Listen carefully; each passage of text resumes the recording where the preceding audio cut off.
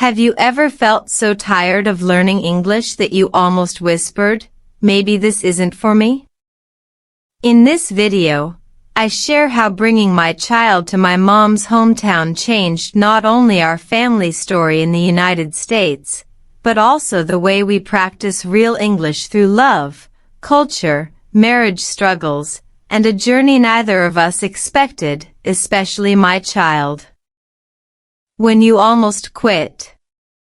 There is a quiet moment many English learners know too well, sitting in front of a screen, replaying the same sentence again and again, feeling your motivation slowly disappear.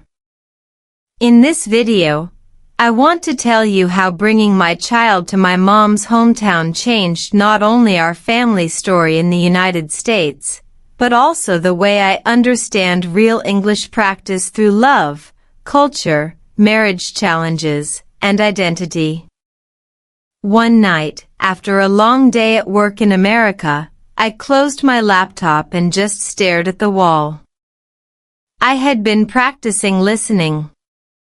The speaker sounded fast, confident, effortless. I understood maybe 60%. The other 40% felt like a wall between me and the life I wanted. I remember thinking, very quietly, maybe this is my limit. It's strange, right? I live in the United States. I work in English. I attend school meetings for my child in English. I file taxes, sign contracts, discuss insurance, and manage daily life here. From the outside, I look integrated, stable, successful. But inside, there were moments when I still felt like an outsider in my own sentences. If you are learning English in the US, or anywhere in the world, you might understand this invisible pressure. You don't just want to speak. You want to speak well. You want to sound natural. You want people to listen without asking you to repeat yourself. And when that doesn't happen, self-doubt grows quietly. Neuroscience explains something important here. When we feel judged or embarrassed, the brain activates its threat system. The amygdala sends signals that say, "Be careful. This is dangerous." And even though speaking English is not physically dangerous, emotionally it can feel risky. When that stress response is active, your brain has less energy for memory and comprehension. So if you feel blocked, it is not because you are incapable. It is because your nervous system is overwhelmed. That realization came to me slowly. At the same time, my marriage was going through a difficult season. Cultural differences do not disappear after the wedding. In fact, sometimes they become clearer. My spouse grew up in a different environment. Different communication style. Different expectations about family roles. Add financial stress, long work hours, raising a child in America, and you have a perfect storm. We loved each other. That was never the question. But love does not automatically solve misunderstanding.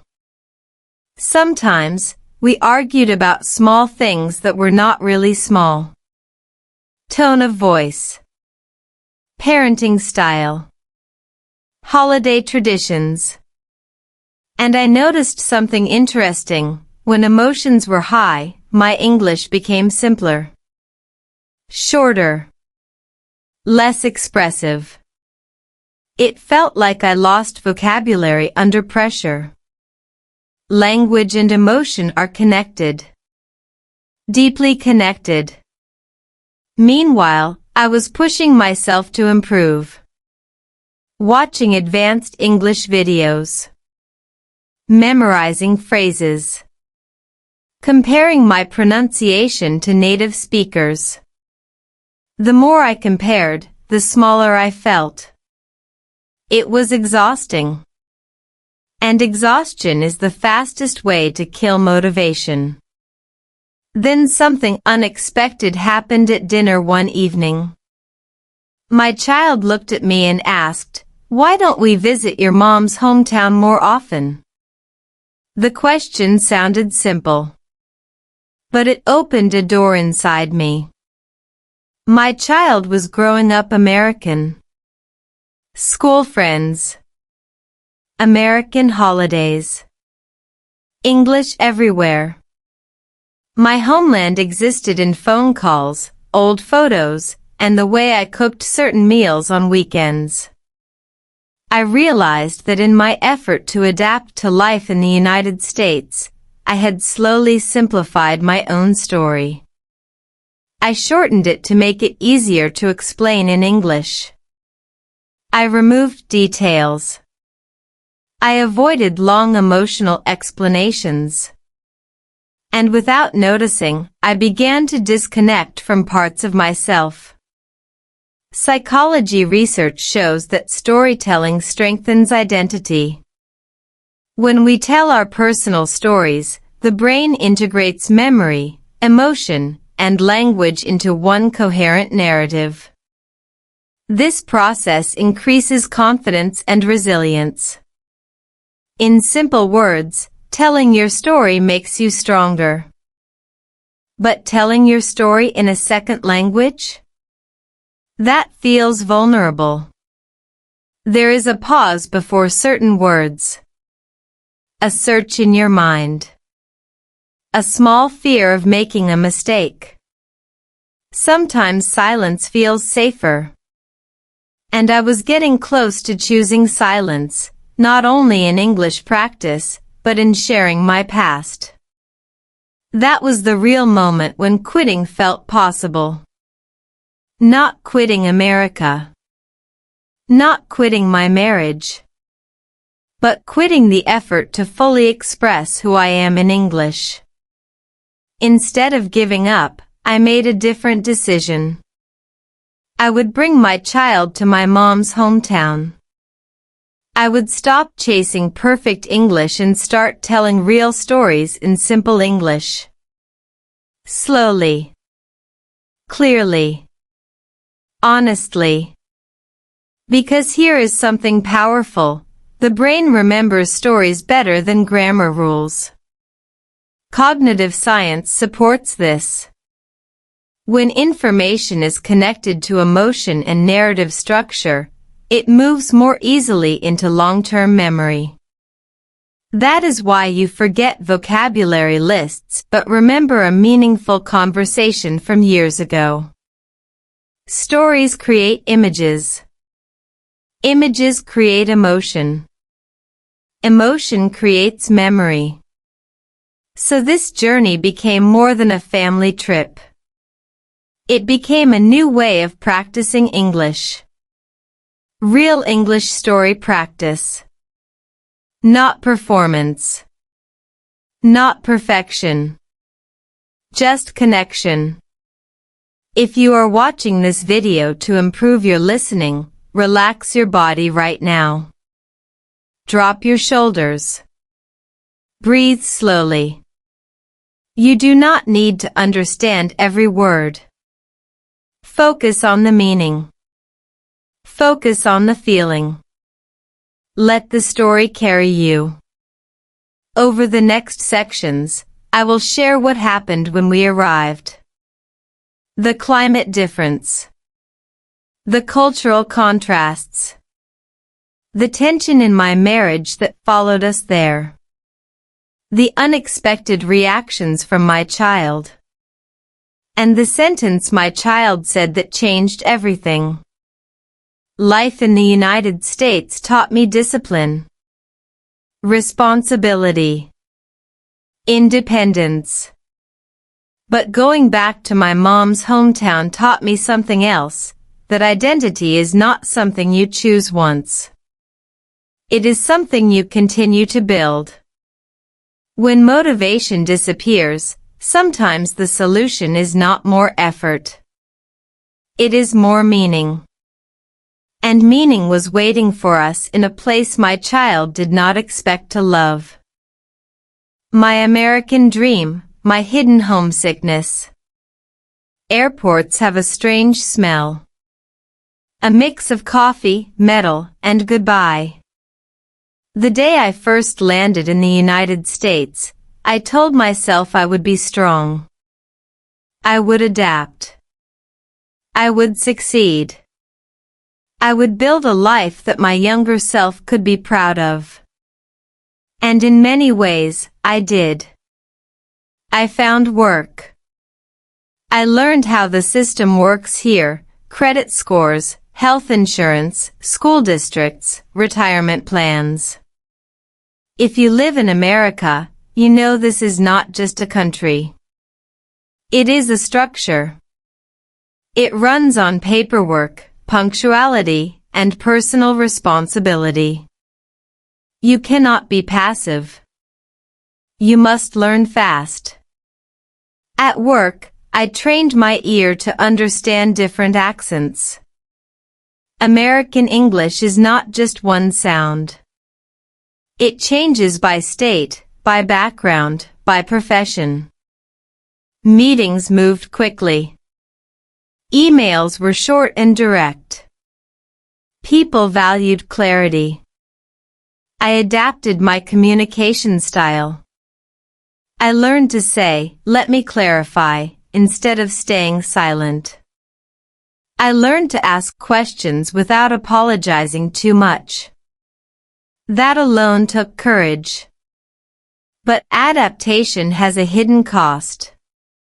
When you live in a new culture long enough, you become skilled at adjusting your behavior. You smile at the right time. You respond with the right phrases.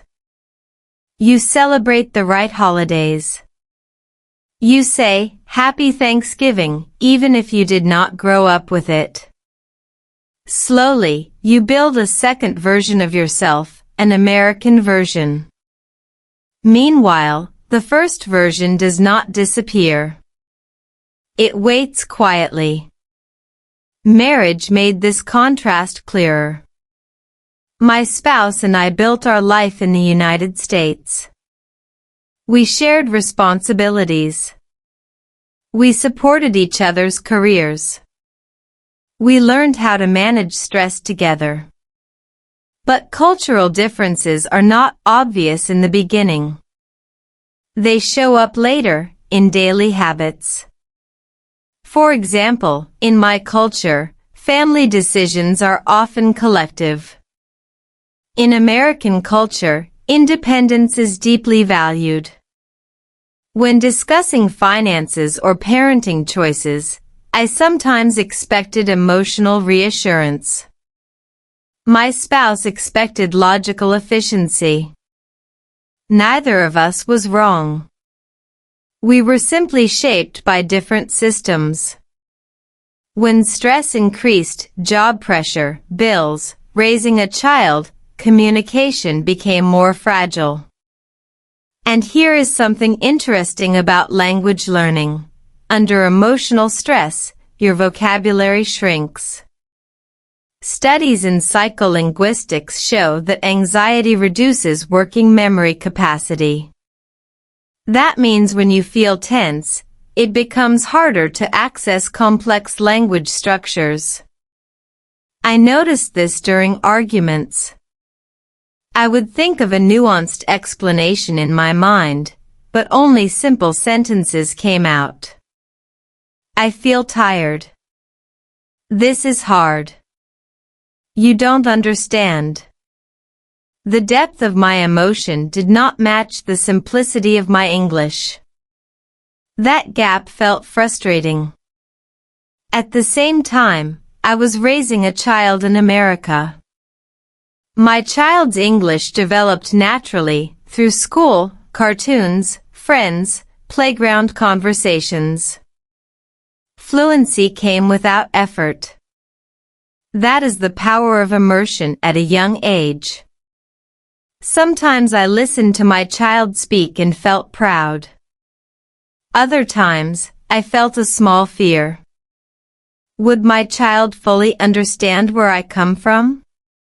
In the United States, identity can become simplified.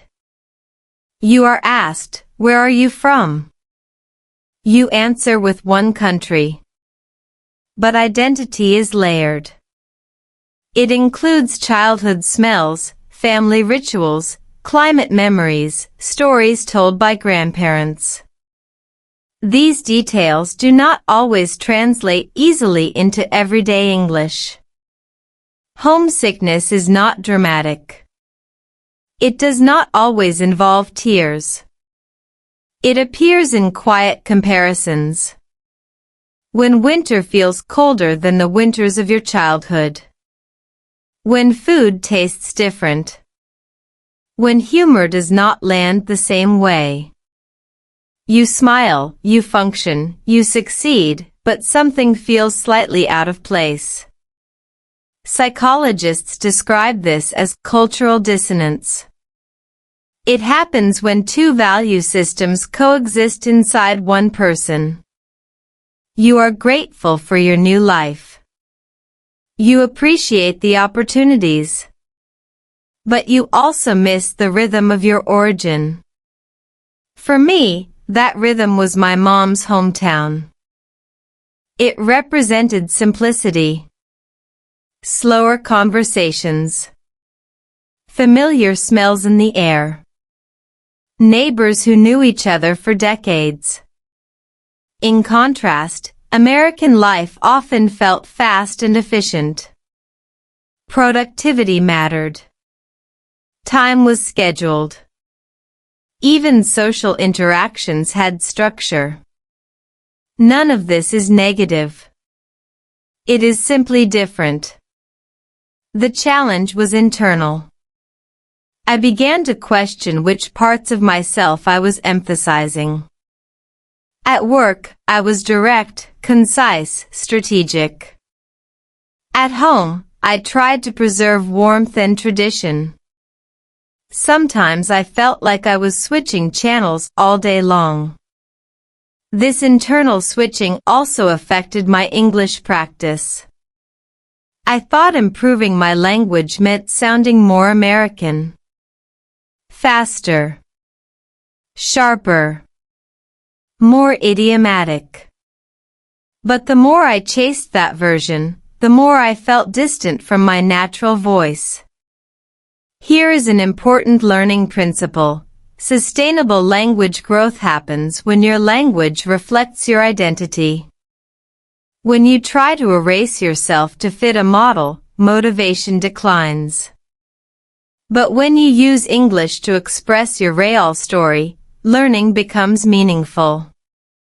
That realization did not happen overnight. It grew slowly, like a quiet understanding. One evening, after a long conversation with my spouse about parenting styles, I sat alone and reflected. Our child was growing up confidently American. That was beautiful. But I had not fully shared my past. I had summarized it, edited it, simplified it. I realized something surprising. I had been trying to protect my child from complexity, from cultural tension, from emotional history, from the struggles of immigration.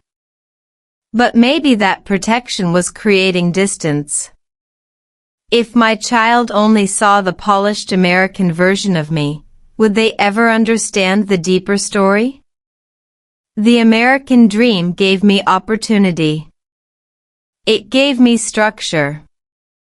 It gave my family stability. But my hidden homesickness was a reminder that success does not replace roots. It simply grows from them. In SEO terms, this journey is about real life in the United States, cultural adaptation, immigrant marriage challenges, raising children in America, and learning English through personal storytelling. But beyond keywords, it is about integration, not choosing one identity over another, but allowing both to exist. When I finally decided to bring my child to my mom's hometown, it was not just a trip. It was an experiment. Could love, memory, and simple English storytelling reconnect the parts of me that felt divided? I did not know the answer yet. But I knew this: if I wanted my child to understand me, I had to stop hiding behind perfect grammar and start speaking from the heart, even if my sentences were simple. Sometimes the most powerful English is not advanced vocabulary. It is honest vocabulary. And honesty was waiting for us in a place my American life had quietly overshadowed. The trip my child didn't expect. Tickets look small for something that can change your life. Just a few lines of text. Names. Dates. A destination. The moment I clicked confirm on the flight to my mom's hometown, I felt excitement and fear at the same time. This was more than travel. This was a bridge between two identities, my American present and my rooted past. My child did not fully understand what this trip meant.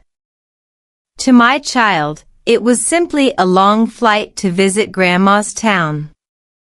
There was curiosity, yes. But there was also hesitation. Different food. Different weather. Different routine.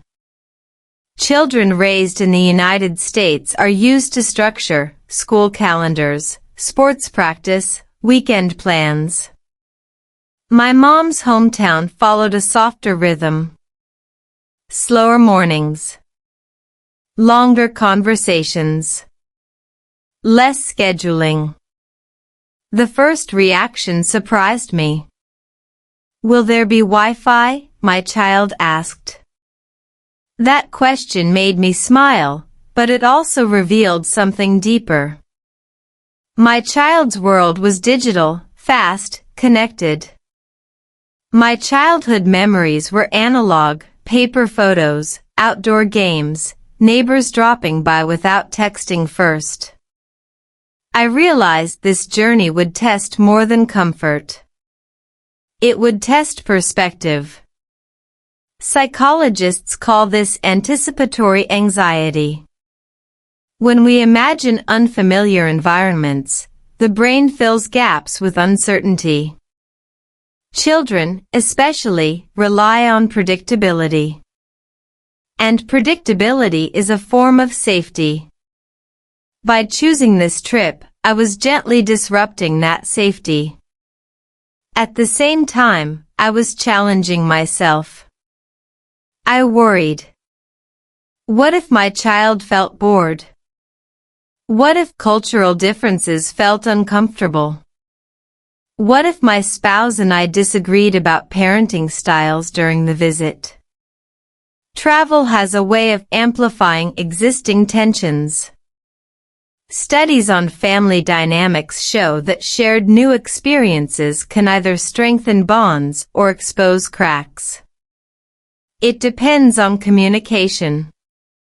Before the trip, I decided to prepare in a different way.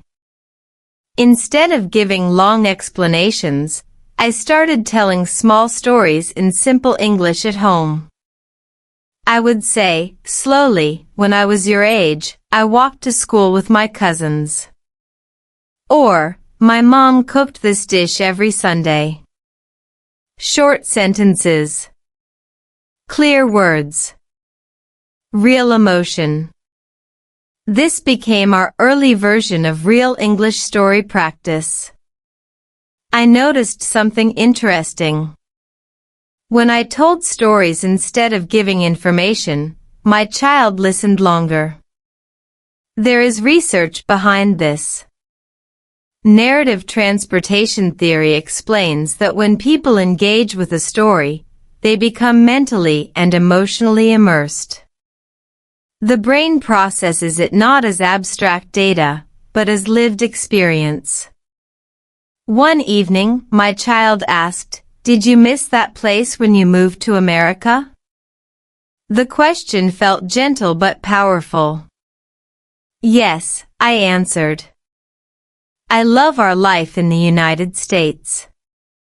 But I also miss where I grew up." Both feelings can exist together.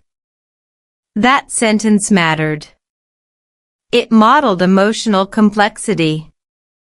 It also modeled English that is simple but expressive. As departure day approached, tension mixed with excitement. Suitcases filled the living room. My spouse double-checked documents.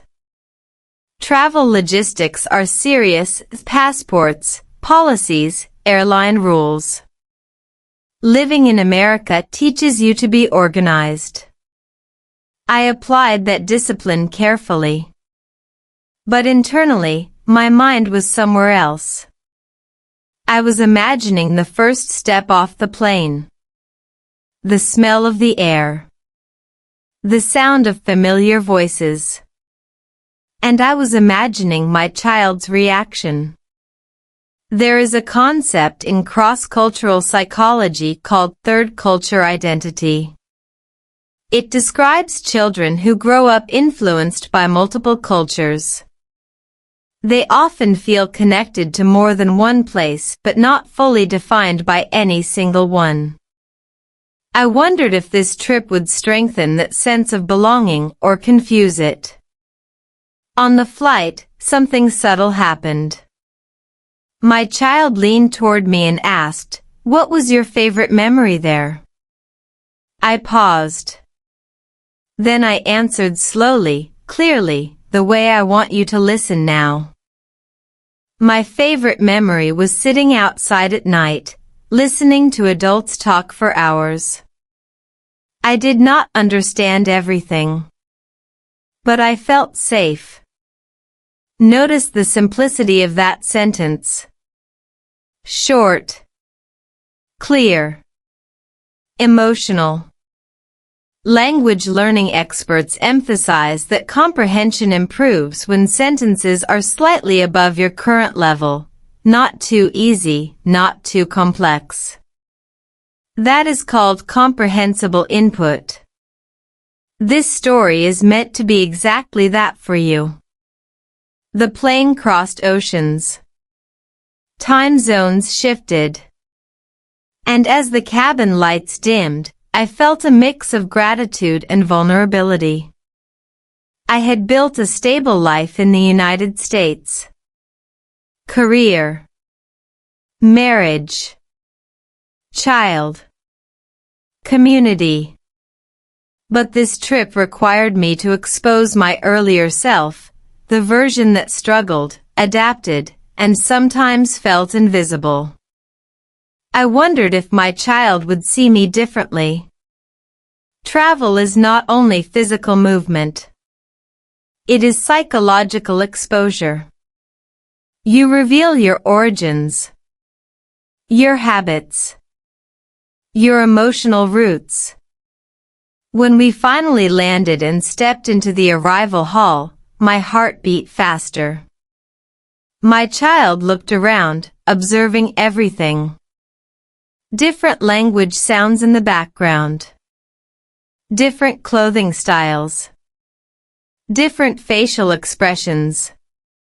"This feels different," my child whispered. "Yes," I replied softly. Different does not mean bad.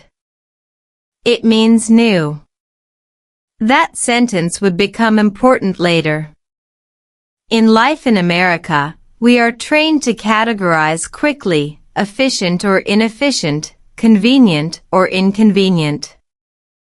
But cultural experiences require patience. They unfold slowly. As we drove toward my mom's hometown, I watched my child's face in the reflection of the window. Curiosity was replacing hesitation. There was no dramatic transformation yet. Just quiet observation. And in that quiet, I realized something. This trip was not about proving anything. Not about convincing my child to love my homeland. Not about choosing one culture over another. It was about integration. About allowing space for both. The journey had officially begun. And none of us, especially my child, truly knew what was coming next. First day, first surprise. Morning light feels different depending on where you wake up. In the United States, mornings in our home are structured. Alarm. Coffee. School schedule. Traffic updates. Everything moves with purpose. But the first morning in my mom's hometown felt slower, softer, almost suspended in time. My child woke up confused for a second, looking at the unfamiliar ceiling, listening to unfamiliar sounds. No distant highway. No school bus breaks. Instead, there were birds. A neighbor's voice outside. The faint sound of dishes in the kitchen. "This is quiet," my child said. It was such a simple observation, but it carried surprise. In America, silence is rare unless you plan for it. Here, silence was natural. It was part of the rhythm. Culture shock does not always look dramatic. It can be subtle, a different breakfast smell, a different pace of conversation, a different way people greet each other. Psychologists describe culture shock as the stress response to unfamiliar social cues. Even small changes require cognitive adjustment. Your brain must constantly interpret new signals. At breakfast, my mom moved with confident familiarity. She prepared food without measuring cups. No timer. Just instinct. My child watched carefully. "Where's the toaster?" my child asked. My mom smiled, not fully understanding the English word, but understanding the tone. We translated gently. Communication moved slowly. But it moved. Here is something powerful about language learning. When communication has emotional importance, people become more patient. No one was correcting grammar. No one was rushing sentences. There was space for misunderstanding and for laughter. After breakfast, we walked outside. The air felt warmer than what my child was used to. The streets were narrower. Houses were closer together. Neighbors greeted us with curiosity. They asked about life in America. They asked about school. They commented on how tall my child had grown. My child stayed close to me at first. This is normal. Developmental psychology explains that children seek proximity to a primary caregiver in unfamiliar environments. It is a safety mechanism. But something unexpected happened later that afternoon. A group of local children were playing outside, simple games, no advanced equipment, just creativity. My child watched from a distance. There was hesitation. Different language. Different rules. But children share one universal skill, observation. Within minutes, gestures replaced words. A ball was passed. A laugh was shared. A rule was demonstrated instead of explained. Play began. I stood there quietly, realizing something important. Fluency is not the only path to connection. Willingness is. In the United States, communication is often verbal and direct. Here, communication was more physical, more expressive. Hands moved more. Facial expressions carried meaning. My child adapted faster than I expected.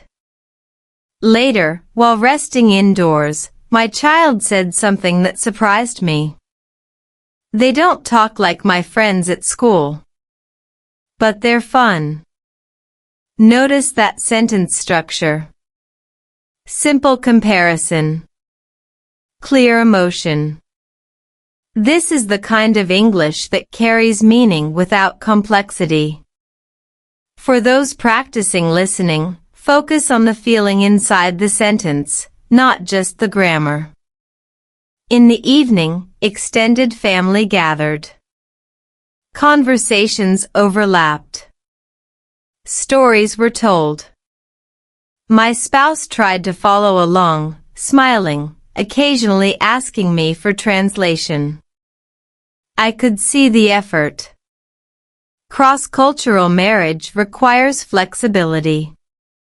Being the only one in the room who fully understands both languages can feel like carrying two worlds at once. There was a moment of tension, small but noticeable. A family member made a comment about how children should behave. My spouse's parenting style, shaped by American norms of independence and open dialogue, differed from traditional expectations here. I felt the familiar internal pull, loyalty to my roots and loyalty to my present life in the United States. Instead of reacting quickly, I chose something different. I translated calmly. I explained gently. I emphasized shared values, love, protection, growth. Conflict softened. Emotional regulation is essential in bilingual families. Research shows that when parents model calm communication during cultural misunderstandings, children develop stronger adaptability skills. That night, adaptability was quietly growing in our home. As the first day ended, I asked my child, "What do you think so far?" There was a pause. "It's different," my child said again. Then, after a moment, "But I like different." That sentence stayed with me. In American culture, different can sometimes mean inconvenient or uncomfortable. But here, different was becoming interesting, engaging, even exciting. Before sleeping, my child asked to hear another story about my childhood. I told one slowly, in simple English. I used to climb that tree near the corner. I was scared at first.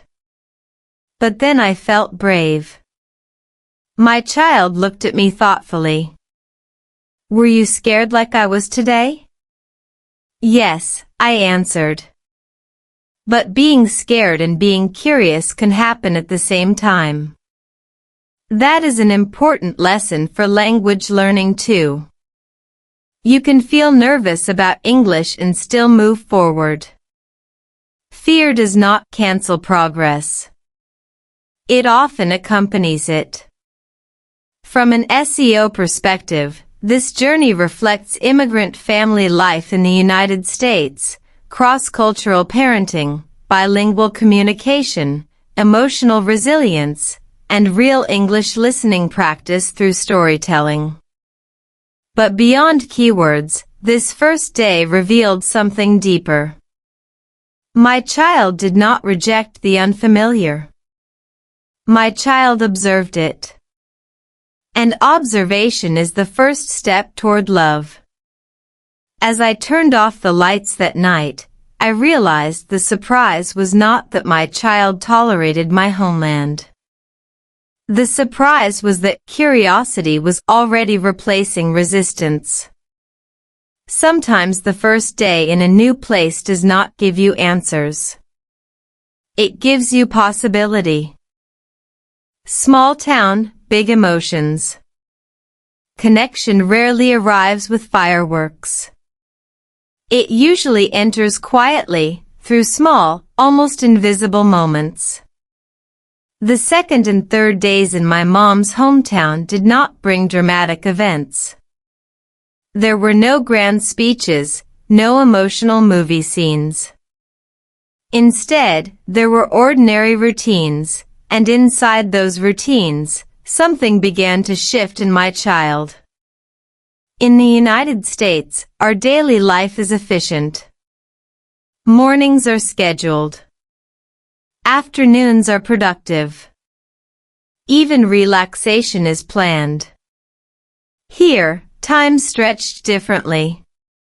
Breakfast was not rushed. Conversations were not interrupted by notifications every few minutes. My child noticed this before I said anything. "No one is in a hurry," my child observed. That sentence might sound simple, but it reflected a deep cultural contrast. American society often values speed and productivity. In smaller towns, especially where I grew up, value is placed on presence. You finish a conversation before moving to the next task. You sit longer at the table. You look at people when they speak. Psychologists studying well-being have found that perceived social connection is one of the strongest predictors of happiness. Not income.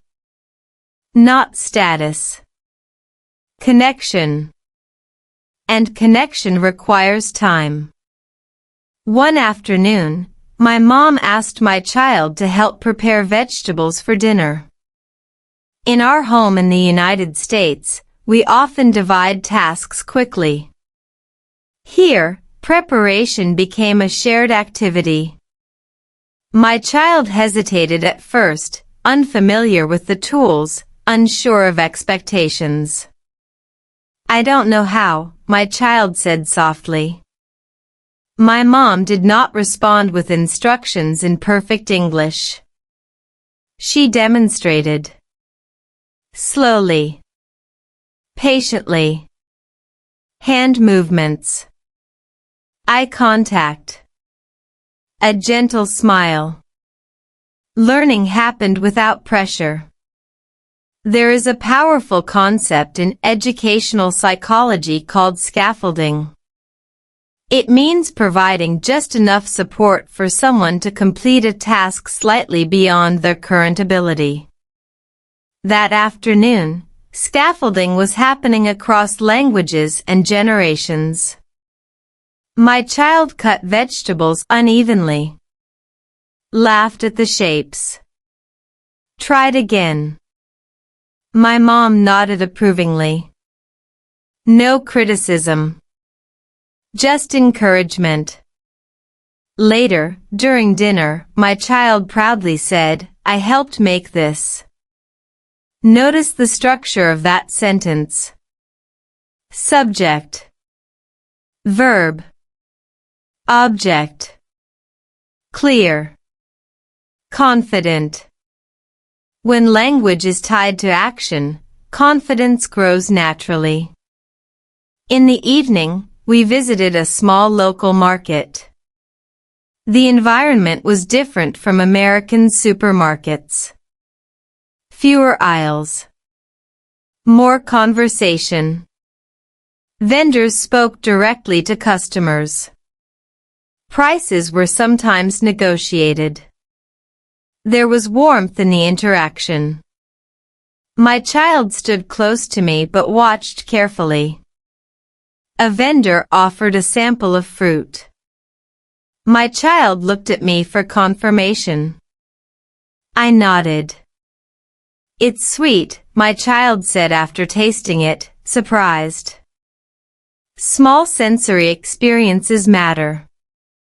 Neuroscience shows that memory strengthens when multiple senses are involved: taste, smell, sound, sight. This trip was becoming a multisensory story. And stories, as we discussed earlier, support deeper language retention. That night, something unexpected happened.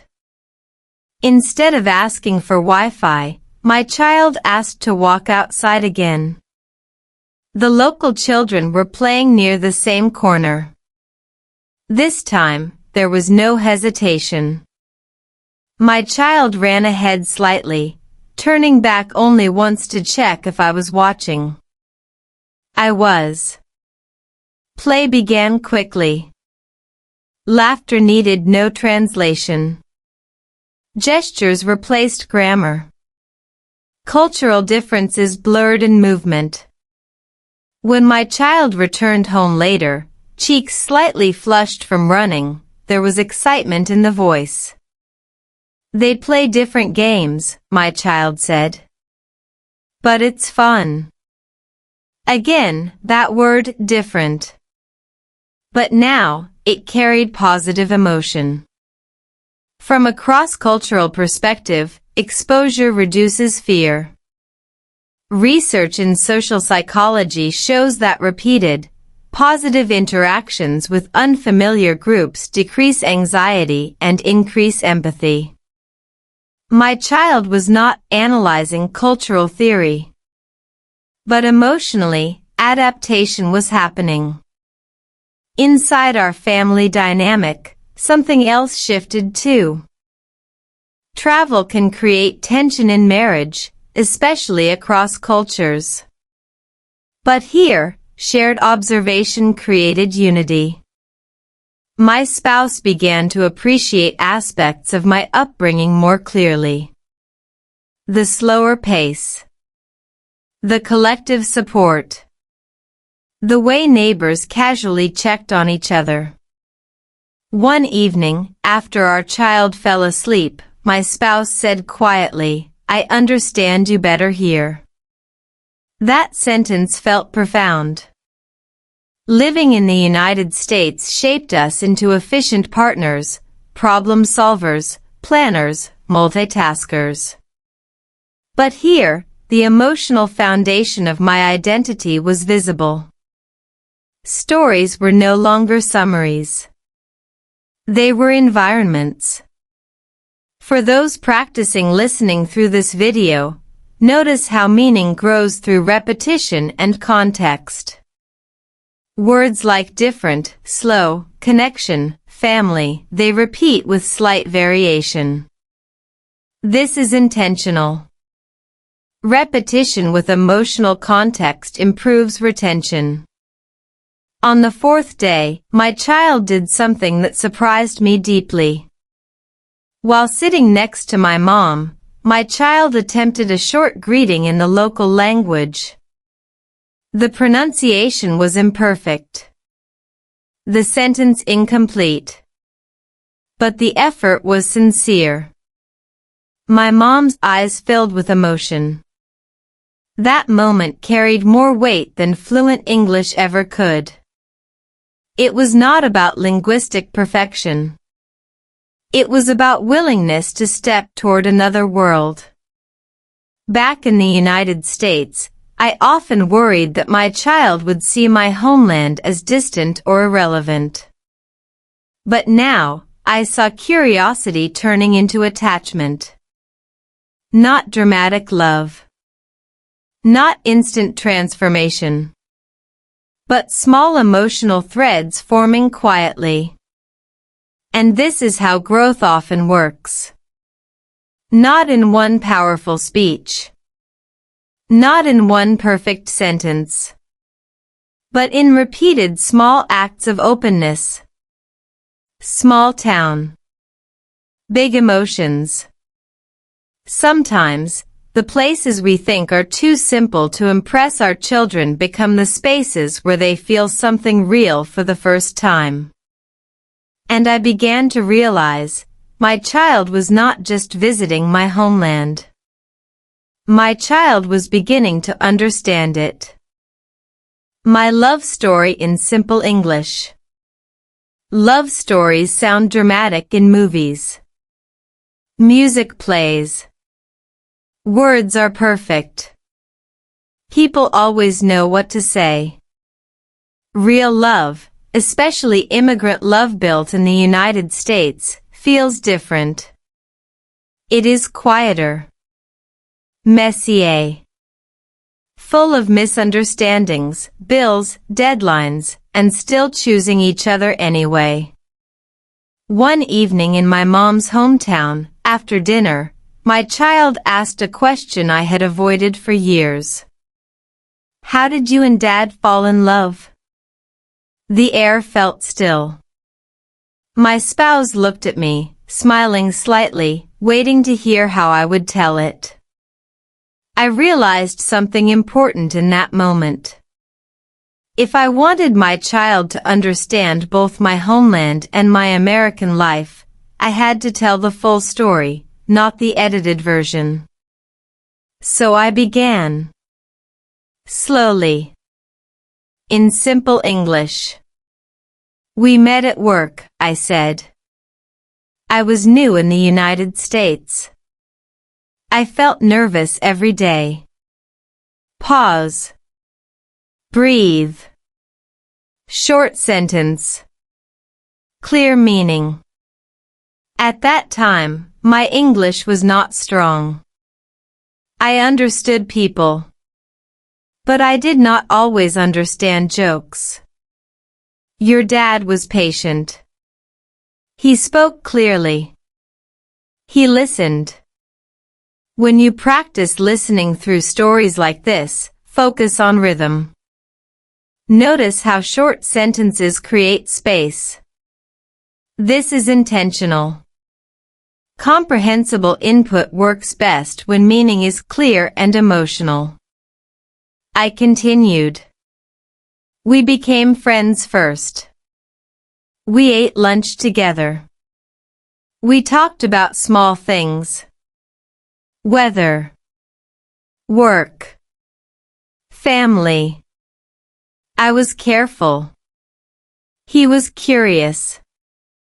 My child interrupted gently. Did you like him immediately? I smiled. No. I was cautious. Moving to America was already a big change. Falling in love felt risky. Risk is an important word here. In psychology, attachment theory explains that relationships require vulnerability. When you build a life in a new country, vulnerability feels heavier. You are already adapting to a new culture. Adding romance to that mix can feel overwhelming. I worried, I told my child. Different cultures.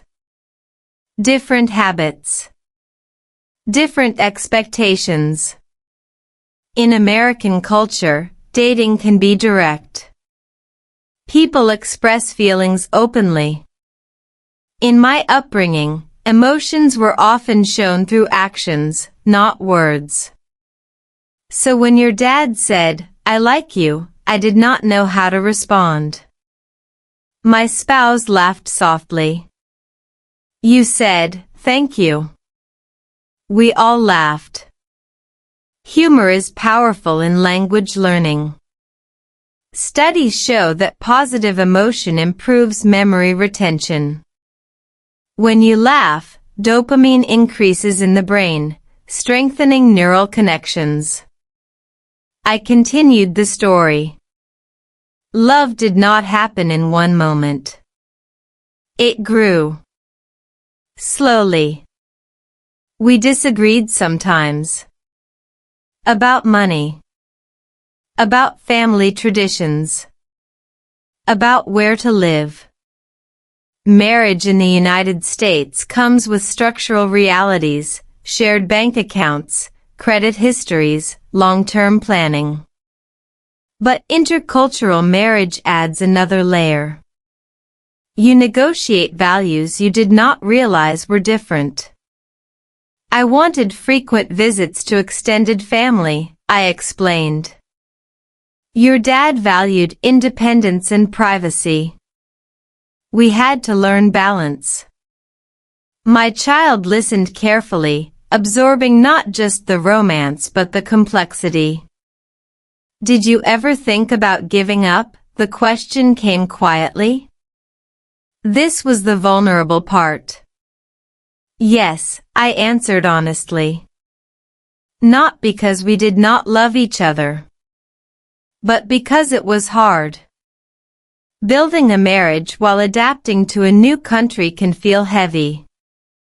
Language sometimes became a barrier. When I felt strong emotion, my English felt limited. I could not always explain the depth of my feelings. That created misunderstanding. Research in bilingual communication shows that emotional expression is often strongest in one's first language. Translating those emotions requires patience from both partners. So what did you do? My child asked. We chose to stay. We chose to listen. We chose to speak even when it was uncomfortable. I looked directly at my child. Love is not only a feeling. It is a decision repeated many times. That sentence is simple. Subject. Verb. Complement. But its meaning is deep. In that moment, I realized something important about learning English through love stories. When vocabulary connects to personal experience, love, fear, courage, doubt, it becomes alive. It is no longer abstract. Back in the United States, our life often feels fast. Work deadlines. School events. Bills. Responsibilities. But sitting in my mom's hometown, telling this story slowly, I felt integration happening. My past and present were not competing. They were coexisting. My spouse added something gently. Your mom was brave, he said to our child. She built a new life in America.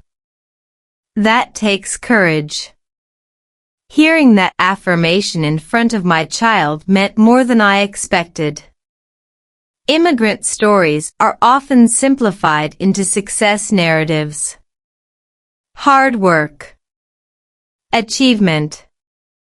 Stability. But behind those words are moments of loneliness, self-doubt, and growth. I turned back to my child.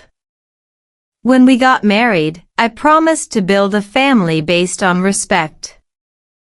Not perfection. Respect. Respect across cultures. Respect across languages. Respect across differences. My child sat quietly for a moment and then said, I'm glad you didn't give up. That sentence felt like a bridge. In that simple statement, I heard something bigger. This trip was not only teaching my child about my homeland. It was teaching resilience. Teaching that love survives cultural differences. Teaching that English does not need to be perfect to carry truth. For those listening now, notice how repetition reinforces meaning. Love is a decision. Courage is repeated choice. Language is a tool for connection. That night, after our child went to sleep, my spouse and I talked quietly. This trip is changing something, he said. Yes, I replied. It's changing how I tell our story. Because sometimes the most powerful English practice is not advanced grammar drills. It is sitting with your family and saying, in clear, simple words, this is who we are. This is how we grew. This is why we stayed. Love built in America. Roots grounded in my mom's hometown. And my child was beginning to see that both belong to the same story. When marriage was tested. Travel does not create problems. It reveals them. By the 5th day in my mom's hometown, the excitement had settled into routine. My child was more comfortable. My family was relaxed. But inside my marriage, small differences that usually stayed quiet in the United States began to surface again. It started with something simple, parenting style. In America, we encourage independence early. Children choose clothes, express opinions, negotiate bedtimes. In my childhood home, respect looked different.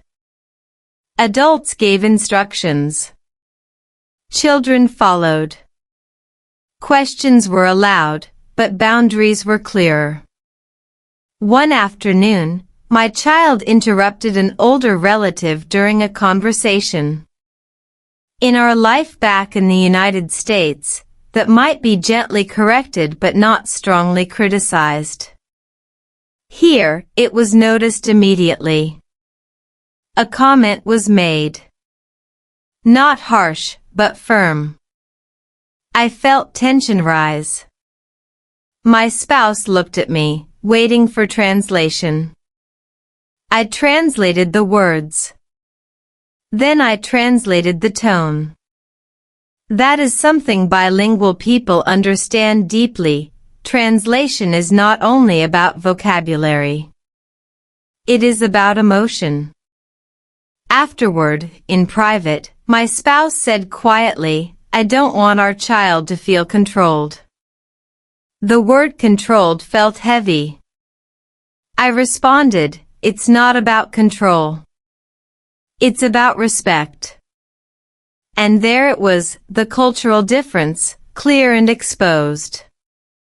Cross-cultural marriage research shows that couples from different backgrounds often disagree not on love, but on interpretation. The same behavior can represent care in one culture and restriction in another. Without awareness, that difference can grow into resentment. In that moment, I felt pulled in two directions again, loyalty to my upbringing and loyalty to the family we built in America. Stress changes language. Under pressure, I felt my English shrink again. Short sentences. Defensive tone. You don't understand, I said quickly. My spouse replied, help me understand. That sentence slowed everything down. There is a concept in communication psychology called repair attempts. These are small phrases that reduce conflict before it escalates. Phrases like help me understand or can you explain more act as emotional brakes. We sat down together that evening after our child fell asleep. I grew up differently, I explained slowly. When adults corrected me, it felt normal. It did not mean they did not love me. My spouse listened carefully. In my experience, he said, too much correction felt limiting. I want our child to feel confident. Neither of us was wrong. We were shaped by systems. Living in the United States taught us to discuss issues directly. But emotional triggers still existed. Being back in my mom's hometown intensified everything. Old memories. Old habits. Old definitions of respect. And here is something important for anyone learning English and navigating relationships. Clarity reduces conflict. I took a breath and tried again, choosing words carefully. I don't want our child to feel controlled. I also don't want our child to forget where I come from. That sentence carried vulnerability. Research in family systems theory suggests that conflict often decreases when partners express underlying fears rather than surface arguments. My fear was not about one comment at dinner. It was about cultural erasure.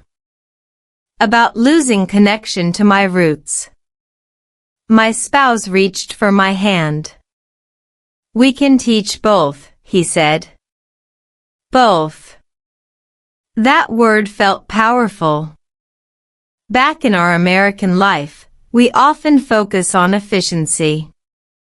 Solve the problem. Move on. But here, in the slower rhythm of my hometown, we had time to unpack emotion. The next day, we made a small adjustment. When extended family gathered, we gently explained to our child beforehand what behaviors were expected in this cultural setting. Not as punishment. As preparation. "This is how people show respect here," I said calmly. "It does not mean you cannot speak. It just means we wait for the right moment." My child nodded thoughtfully. Later, during another conversation with relatives, I saw something different. My child listened more carefully before speaking. Not silent. Just observant. Afterward, my spouse whispered to me, "That worked." Small changes. Clear communication. Mutual respect. This is how marriage survives cultural tension. From an SEO perspective, this part of our journey reflects immigrant marriage challenges in the United States, cross-cultural parenting, family communication strategies, and emotional growth. But beyond keywords, it shows something real. Love is tested in everyday moments. That evening, my child asked something unexpected. "Do you and Dad fight because you grew up in different places?" I answered honestly. Sometimes we disagree because we learned different lessons as children. But we choose to learn from each other. That sentence modeled something important. Disagreement does not equal failure. In fact, research shows that couples who navigate conflict constructively often build stronger long-term bonds. Conflict handled with respect increases trust. Before this trip, I sometimes worried that revisiting my roots would create division in my marriage. Instead, it was creating depth. My spouse began to see my past not as an abstract story, but as a living environment. I began to see American values not as competition, but as expansion. Integration, not opposition. And my child was watching all of it. Children learn relationship patterns by observation. When they see parents disagree calmly and resolve respectfully, they internalize emotional regulation skills. That is more valuable than perfect grammar. That night, as we prepared for sleep, my spouse said quietly, "I'm glad we came." "So am I replied. Marriage was tested, not destroyed. Strengthened. Sometimes growth does not look like harmony. It looks like tension handled with care. And in the middle of cultural differences, language barriers, and family expectations, we were building something stronger than comfort. We were building understanding. Why stories heal and teach. There is a reason you still remember a childhood story but forget the grammar rule you studied last week. The human brain is not designed to store isolated information. It is designed to store experience. And experience usually comes wrapped in story.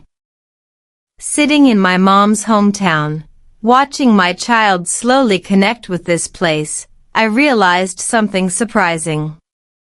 This entire journey was not just about family. It was about learning, about how we truly learn language, culture, love, and even ourselves. Back in the United States, I tried to improve my English the serious way. Vocabulary lists. Fast podcasts. Professional presentations. I believed that sounding advanced meant speaking quickly and using complex phrases. But complexity without emotion is fragile. It disappears under stress.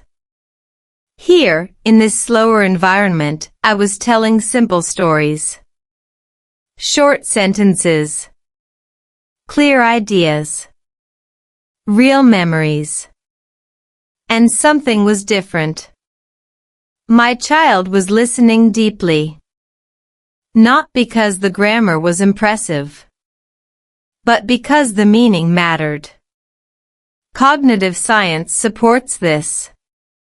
When information is delivered in narrative form, the brain activates multiple regions at once: language processing areas, emotional centers, sensory memory systems. This integration strengthens retention. In simple words, stories stick. That is why this video is structured as a real English story practice. You are not just hearing vocabulary. You are experiencing context. Context builds comprehension. One afternoon, my child asked me to repeat the story about how I felt on my first day in America. Tell it again, my child said. Slowly. So I did. I felt small, I said. The buildings were tall. The streets were loud. I missed home. But I wanted to be brave. Notice how those sentences use basic structure. Subject. Verb. Complement. But they carry emotion. Educational psychology calls this emotional encoding. When words connect to feelings like fear, courage, love, or curiosity, the brain prioritizes them. They move from short-term memory into long-term storage more easily. This explains something powerful for anyone learning English in 2026. You do not need perfect grammar to build fluency. You need meaningful repetition. Meaningful repetition happens when a story evolves. The same key ideas return in different contexts: bravery, difference, love, adjustment. Each time, your brain strengthens the pathway. In my mom's hometown, stories were everywhere. Relatives shared memories from my childhood. My spouse listened carefully. My child asked questions. Every story added another layer of understanding. There is also a psychological healing effect in storytelling. Research in narrative therapy shows that when people tell their life experiences in coherent stories, they gain emotional clarity. Trauma becomes organized. Confusion becomes structured. For immigrants, storytelling can be especially powerful. Moving to the United States often requires adaptation, sacrifice, and resilience. but those experiences can feel fragmented. Telling them aloud reconnects the fragments. One evening, after dinner, my child said something unexpected. "I think I understand you more here." That sentence did not come from a textbook. It came from exposure to lived stories. I asked gently, "What do you understand?" "You were scared when you came to America," my child said. "But you stayed." Yes. Staying is a powerful verb. In language learning, consistency matters more than intensity. 5 minutes daily beats 1 hour once a week. In marriage, small acts of patience beat dramatic apologies. In identity, steady integration beats sudden transformation. Stories remind us of these patterns. From an SEO perspective, this part of our journey connects to learning English through storytelling, emotional intelligence in families, immigrant life in the United States, and cross-cultural resilience. But beyond keywords, it highlights something universal: humans learn through narrative. Neuroscientists even discovered something called neural coupling. When one person tells a story and another listens attentively, their brain activity begins to synchronize.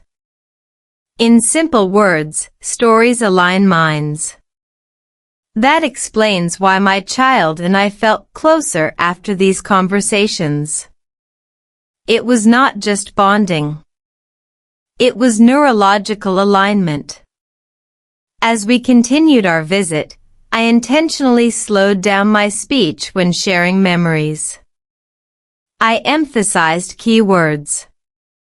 I paused between ideas. Not for dramatic effect, but for clarity.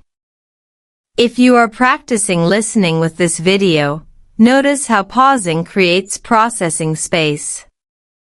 Silence is not empty. It allows comprehension to settle.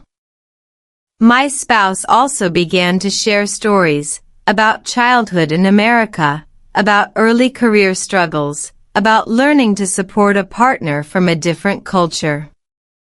Our child listened to both narratives and began to see that identity is not one-dimensional. Storytelling turned our trip into a classroom without desks. No pressure.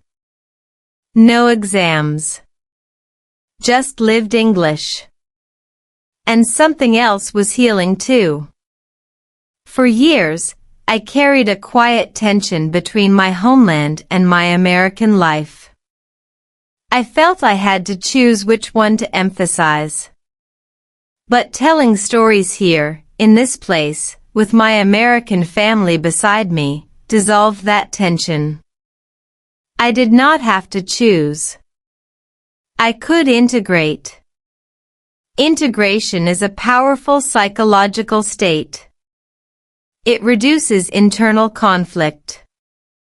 It increases authenticity. And authenticity strengthens communication.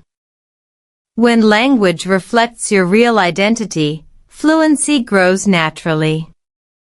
My child began using phrases from my stories in conversation. "You were brave," my child repeated one night. "You felt small but stayed." Those words were not memorized from a worksheet. They were absorbed through emotion. Stories heal. Stories teach. Stories connect. And this journey was quietly transforming from a visit into a foundation. Because when love, culture, and language come together in one narrative, something powerful happens. You stop trying to sound perfect. And you start sounding real. When my child said, "I understand you now," the moment I didn't expect came quietly, not with fireworks or dramatic music, but with a simple sentence that changed everything. On our last evening in my mom's hometown, my child looked at me and said, "I think I understand you now." That one sentence carried more weight than years of conversations inside our home in the United States. It felt like the entire journey, the long flight, the cultural differences, the awkward language moments, the marriage struggles, the doubts about identity, had led to this exact point. This video series is not just about bringing my child to my mom's hometown. It is about a real English story practice woven into a deeply personal family journey. As someone who has built a life in the United States, working hard, adapting, and navigating marriage across cultures, I often wondered if my child could truly understand where I came from. Children raised in America grow up fast.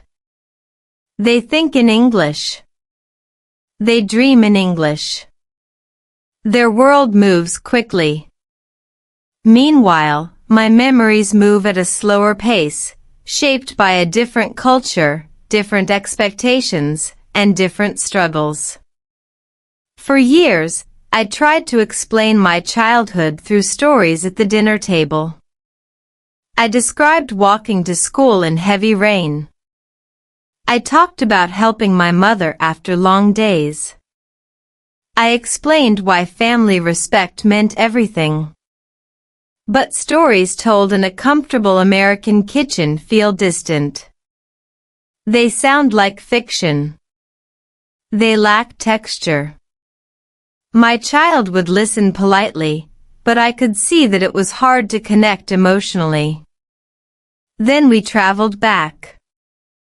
In my mom's hometown, nothing was filtered. The streets were narrow. The air carried familiar smells from my childhood. Relatives greeted us with warmth that felt overwhelming at first. My child held my hand tightly during those first few days. Everything was new. Everything felt loud. Even the language sounded faster, richer, more layered than what they were used to hearing at home. That is when real English story practice began in the most natural way. At night, back in our room, my child would ask questions in English. Why did Grandma live here her whole life? Was it hard for you growing up? Did you ever want to leave? These were not textbook questions. They were emotional questions. And my answers were not scripted. I spoke slowly, carefully, choosing words that carried honesty instead of perfection. This is something many viewers searching for real English conversation practice don't realize. The most powerful language learning happens through authentic life experiences. You don't need complicated vocabulary. You need truth. You need emotion. You need a reason to speak. As someone who now works and lives in the United States, I have experienced professional pressure, cultural adaptation, and the silent weight of proving myself. My marriage has not been without challenges either. Blending expectations from two backgrounds can create tension. There were seasons when exhaustion almost made us give up, on dreams, on communication, even on each other.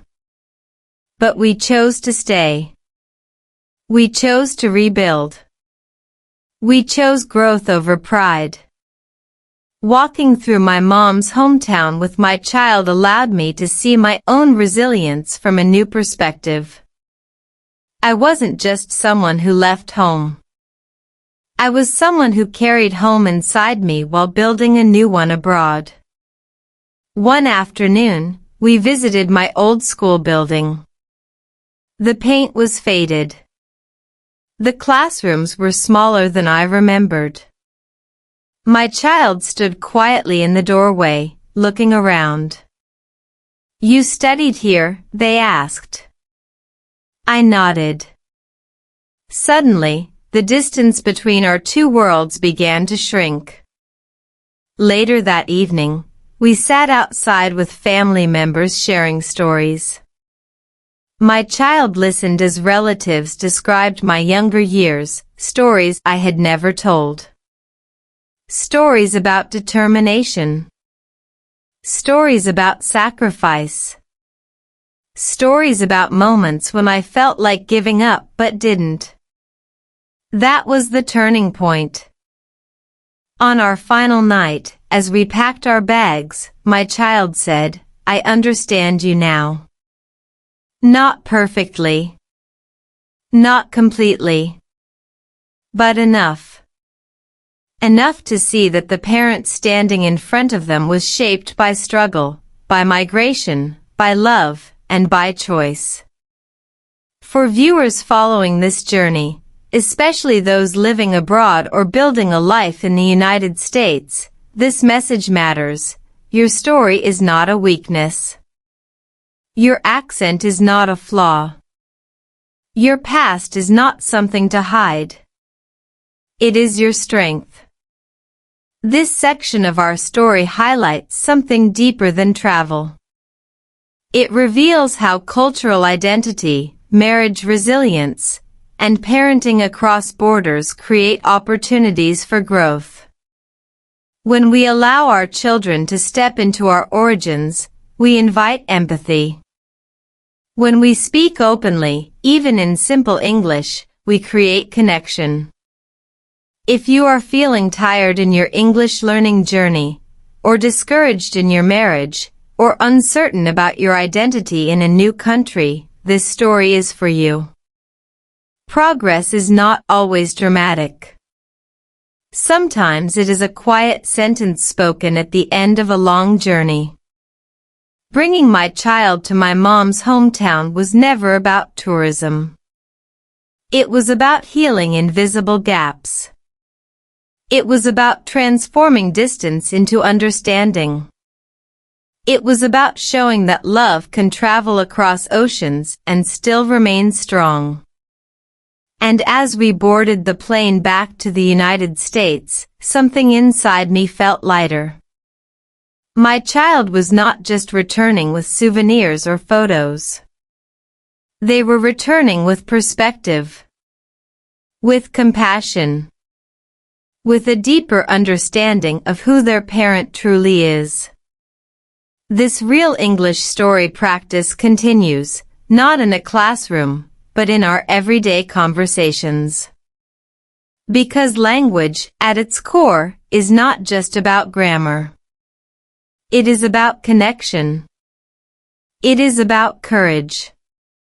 It is about choosing to tell your story even when it feels vulnerable. The journey is not over. In the next part, you will see how this understanding begins to shape our life again in America, in our marriage, in our parenting, and in the way we practice English together at home. Stay with the story. The most meaningful transformation often begins after we return. Returning to America, but not the same family. Coming back to the United States felt different this time. The airports were the same. The highways were familiar. The routine of work, school schedules, and daily responsibilities quickly resumed. But something inside our family had shifted. Bringing my child to my mom's hometown did not end when the plane landed in America. In many ways, that was where the deeper transformation began. For years, I balanced two identities quietly, the person shaped by my childhood and the adult building a career and marriage in the United States.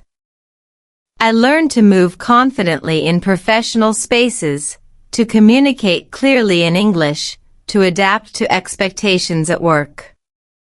But at home, parts of my story remained unspoken or misunderstood.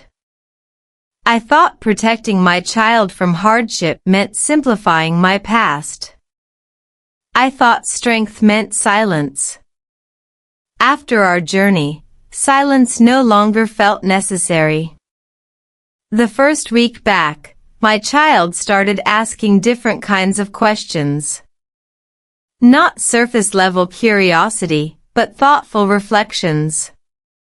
Was it scary moving here? Did you feel lonely when you first worked in America? Did you and Dad argue about cultural differences?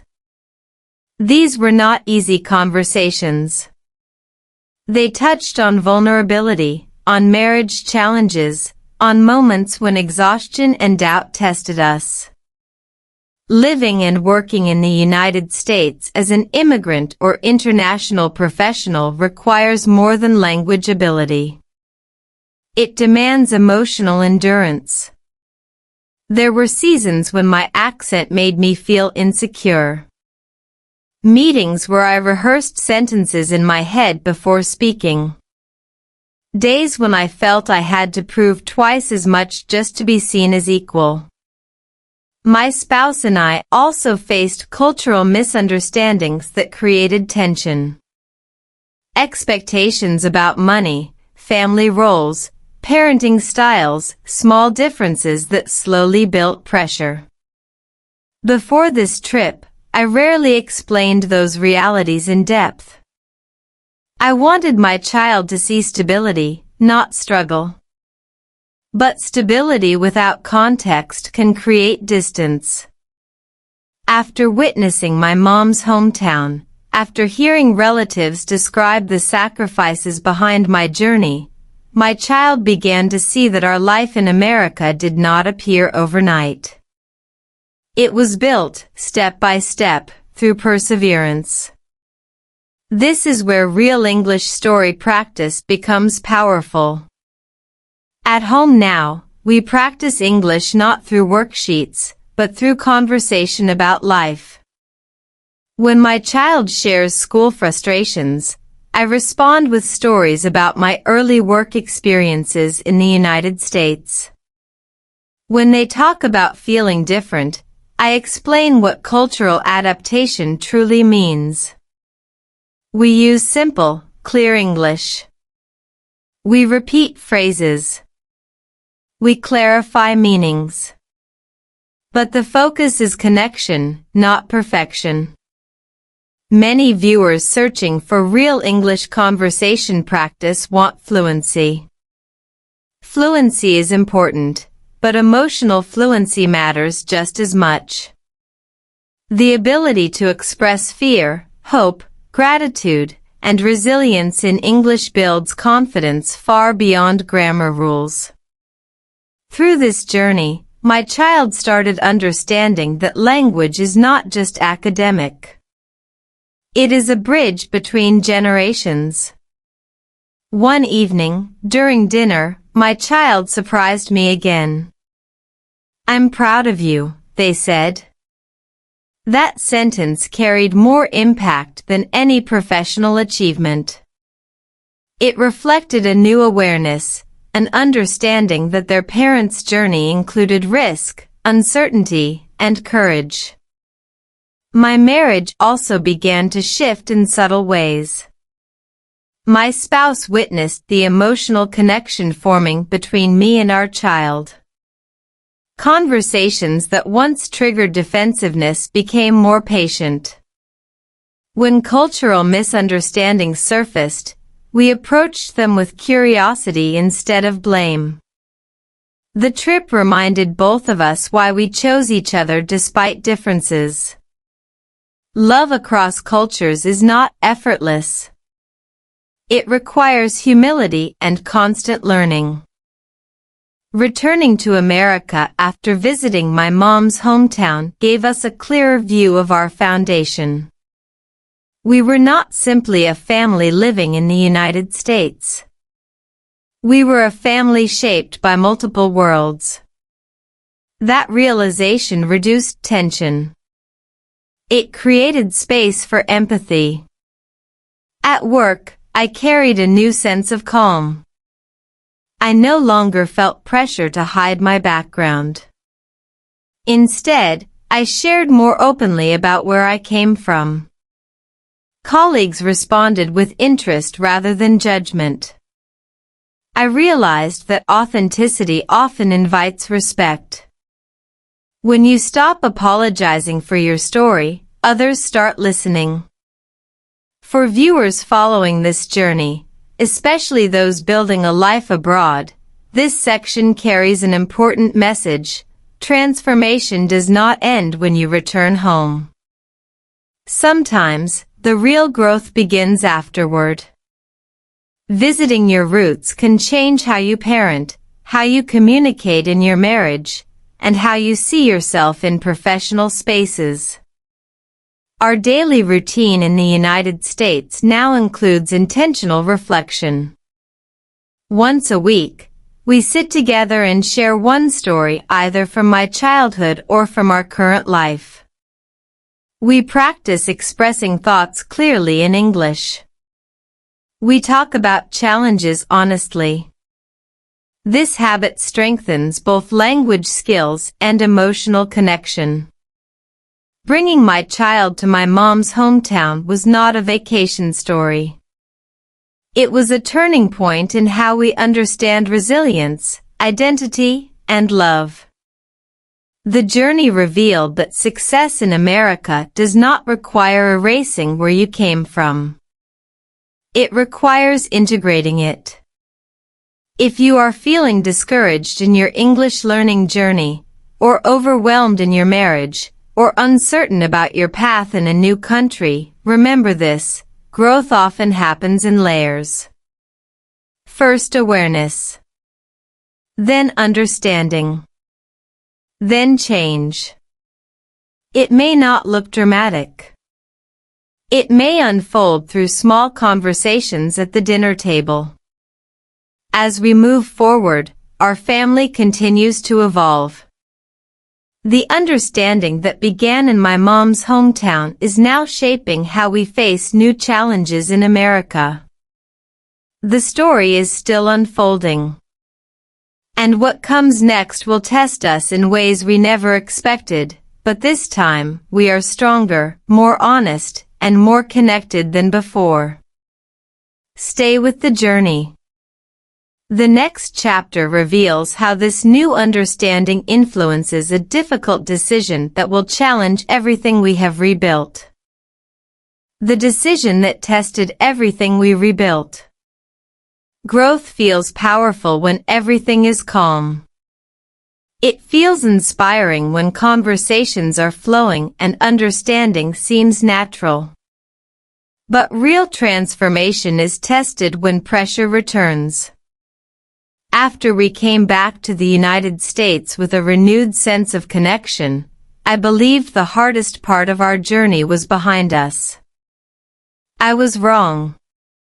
2 months after returning from my mom's hometown, I received an unexpected opportunity at work.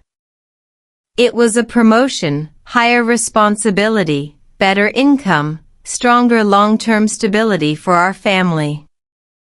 On the surface, it looked like the reward for years of sacrifice and perseverance in America. But it came with a condition: relocation to another state and significantly longer working hours. The timing could not have been more complicated. Our marriage had just found a healthier rhythm. My child had just begun expressing pride and emotional openness. We had created weekly family conversations as part of our Real English Story practice, strengthening both communication skills and emotional bonds. Accepting this new position meant disrupting that fragile balance. This is the reality many immigrant families in the United States face. Career advancement often demands personal cost. Professional growth can compete with family stability. The question became simple but heavy: do we prioritize opportunity or connection? That evening, I shared the news at dinner. I spoke calmly, choosing clear English so my child could fully understand. I explained what the promotion meant. I also explained the sacrifices involved. For a moment, silence filled the room. My spouse asked practical questions first: housing, schools, logistics. But beneath those questions was concern. We both remembered earlier seasons when work stress strained our marriage. We both remembered nights when exhaustion replaced patience. Then my child asked something that stopped me. Will we still talk like we do now? It was not about money. Not about moving. Not about comfort. It was about connection. That question revealed how deeply the journey to my mom's hometown had changed our family. My child no longer saw success as only financial stability. They saw it as emotional presence. They saw it as time spent listening. They saw it as honest conversation. For viewers following this real English story practice journey, this moment carries an important message: language growth and family growth are connected. When we practice English through authentic life experiences, we also practice vulnerability. We practice clarity. We practice empathy. Over the next week, our home became a space of serious discussion. We weighed pros and cons together. I explained workplace expectations in simple terms so my child could follow. We discussed how relocation might affect friendships and routines. My spouse and I also revisited past marriage struggles openly, not as blame, but as lessons. Living and working in the United States has taught me ambition. It has taught me resilience. But this journey back to my roots taught me perspective. Success without presence feels empty. Advancement without alignment creates distance. One night, after everyone had gone to bed, I sat alone reflecting. Years ago, when I first arrived in America, survival was my priority. I accepted every challenge without hesitation. I measured progress by salary and position. But now, I measured it differently. I measured it by whether my child felt understood. By whether my marriage felt stable. By whether our weekly conversations continued. The next family meeting became the turning point. I looked at my spouse and child and said, "We will decide this together." Not as a parent dictating the future. Not as a professional chasing ambition. But as a family shaped by multiple worlds. My child surprised me again. "If you think it's right, we can try. But promise we won't stop talking." That promise became more important than the promotion itself. In the end, we negotiated adjusted terms with my employer: fewer travel days, protected family time each week. It was not easy. It required confidence and clear communication. But something inside me had shifted since visiting my mom's hometown. I no longer felt afraid to advocate for balance. I no longer believed I had to accept every demand to prove my worth in America. This decision tested everything we rebuilt: our communication, our trust, our shared values. But instead of creating division, it strengthened unity. For those watching who feel torn between career growth and family connection, understand this: the goal is not perfection. It is alignment. It is ensuring that your external success reflects your internal priorities. Real English conversation practice played a quiet but powerful role in this transformation. Through weekly storytelling, through honest dialogue about stress and identity, we built a habit of openness. That habit protected us when a major decision arrived. Bringing my child to my mom's hometown did more than create emotional understanding. It reshaped how we approached choices in the United States. It reminded us that roots matter. That love requires intentional time. That ambition must serve family, not replace it.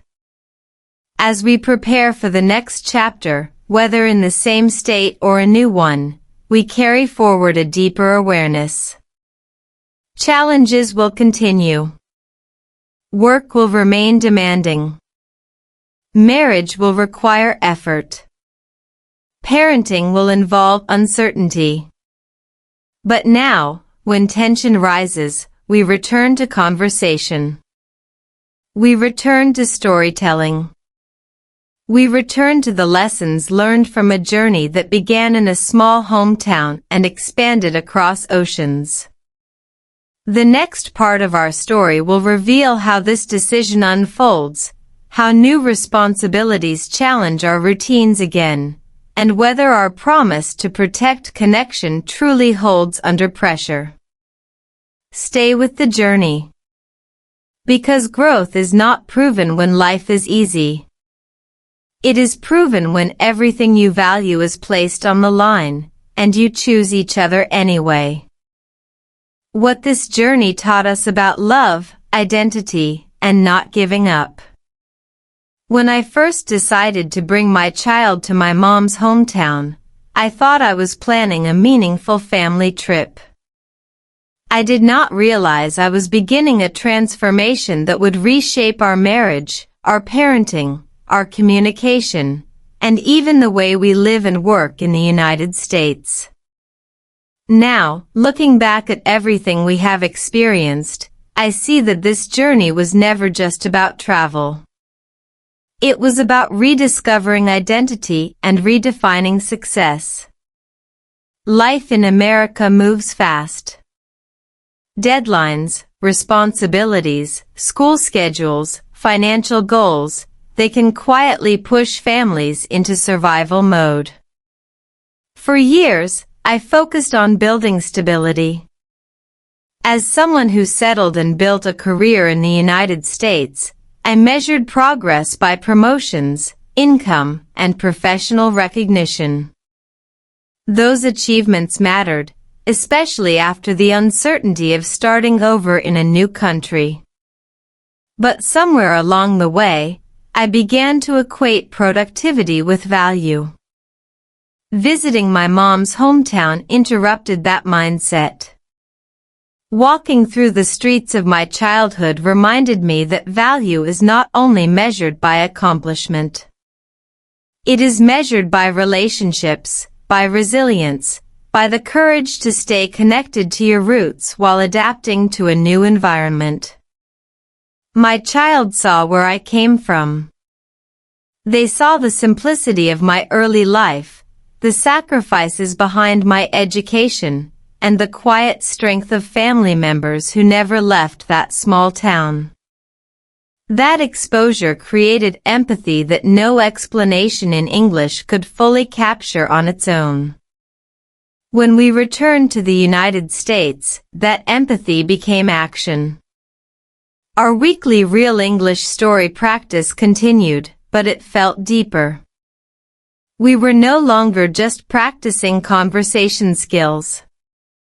We were building emotional fluency. My child began expressing thoughts with more clarity and confidence. I began listening with more patience.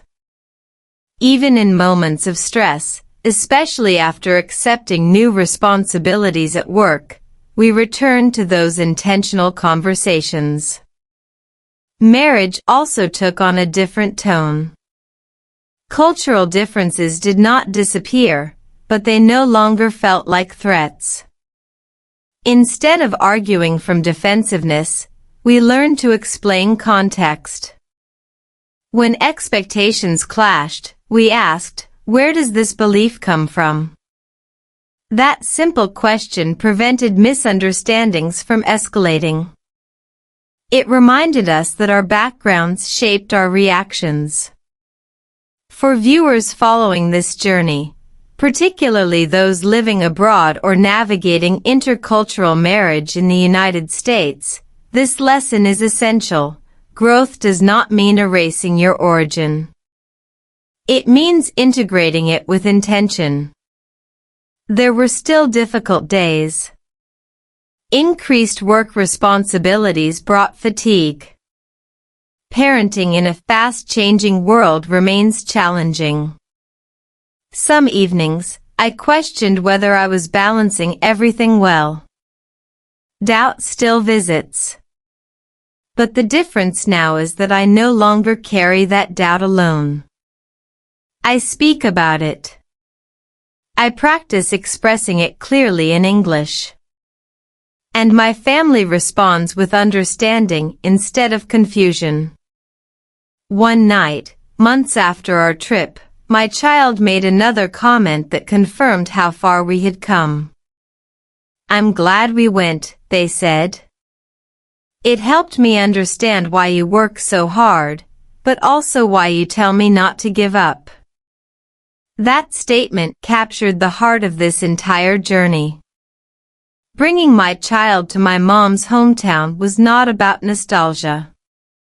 It was about modeling resilience. It was about showing that hardship does not define you negatively, it prepares you.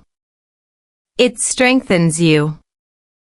It teaches you to adapt when you move to a new country, when you build a career in the United States, when your marriage faces pressure, and when you feel like quitting. If you are watching this and feeling discouraged, whether in your English learning journey, your professional path, or your relationship, understand this: your story still matters. The struggles you experience today may become the foundation of someone else's understanding tomorrow. Your children, your partner, even your future self may one day look back and see strength where you once saw weakness. Real English conversation practice is not only about grammar or pronunciation. It is about learning to articulate your truth. It is about gaining the confidence to say, "This is where I came from. This is who I am becoming." When language becomes a tool for honesty instead of performance, it transforms relationships. Our family is not perfect. We still navigate disagreements. We still face cultural gaps. Work remains demanding. Parenting remains unpredictable. But we no longer operate in isolation. We operate in awareness. The decision to protect connection while pursuing growth continues to guide us. When new opportunities arise, we evaluate them together. When stress builds, we address it openly. When doubt appears, we return to storytelling. And that is the greatest outcome of this journey. My child did not just fall in love with my homeland. They developed respect for perseverance. They saw that building a life in the United States required courage. They understood that marriage across cultures requires patience. They realized that success is not only about reaching higher, it is about staying grounded. As this chapter closes, one truth stands clear: going back to where you started can move you forward in ways you never expected. Sometimes the path to clarity is not ahead of you, it is behind you, waiting to be revisited. The journey continues beyond this video. New challenges will come. New lessons will unfold. But now we face them with shared understanding, strengthened communication, and a renewed sense of purpose. If this story resonates with you, stay connected to the journey. Because every family carries a story worth telling, and sometimes, the courage to tell it is the first step toward not giving up. This journey began with a simple decision, bringing my child to my mom's hometown. But what unfolded was something far greater, a transformation of identity, marriage, parenting, and the way we practice real English through real life. We discovered that success in the United States is not only about career growth or financial stability. It is about connection. It is about understanding where you came from so you can move forward with confidence. It is about choosing love when pressure rises. It is about refusing to give up on your dreams, on your family, or on yourself. My child did not just fall in love with my homeland. They began to understand sacrifice. They began to see resilience. And in that understanding, our family became stronger. But here is the truth, this is not the end of the story. New challenges are coming. New decisions will test our balance between ambition and family. New moments will challenge our marriage, our communication, and our identity in America. And through it all, we will continue sharing authentic life stories and real English conversation practice, not from a textbook, but from lived experience. If you are building a life abroad, learning English as an adult, navigating intercultural marriage, or simply feeling tired and close to giving up, this channel is for you. Your journey matters.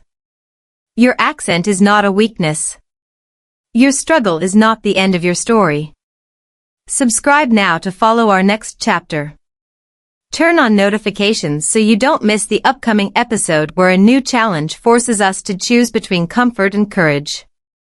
Comment below, what part of your story are you still afraid to tell? Because sometimes, the most powerful transformation begins when you decide to keep going, even when no one sees the effort. And the next chapter may change everything.